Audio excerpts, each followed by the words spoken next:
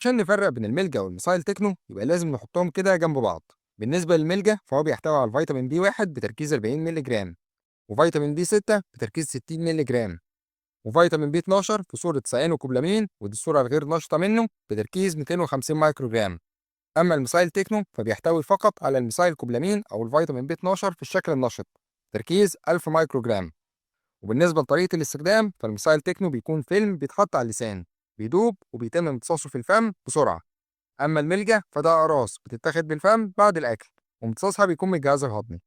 والفرق هنا في الفايدة، الميثايل تكنو أفلام بيدي جرعة أعلى بكتير من البي 12، وكمان في الشكل النشط اللي الجسم بيستخدمه على طول من غير ما يحتاج يتحول، وبيمتص بسرعة لأنه بيتاخد على اللسان، ومناسب أكتر في حالات نقص فيتامين بي 12 الشديد، أو مريض عنده مشاكل في امتصاص في المعدة، أو بعد جراحات زي استئصال جزء من المعدة. أما الملجا فبيكون تركيبة متكاملة من فيتامين بي 1 وبي 6 وبي 12، فمفيد جدا لو في التهاب أعصاب طرفية عام أو نقص في أكتر من نوع من فيتامينات ب، ومناسب لمريض السكر اللي بيعاني من تنميل وألم الأعصاب، ومفيد في تنشيط الذاكرة والمجهود العصبي كمان.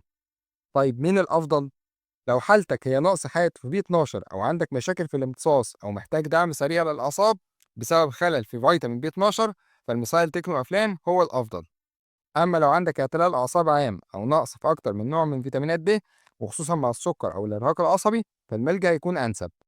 وبكده أكون شرحت لك الفرق بين الملجأ والميثايل تكنو أفلام.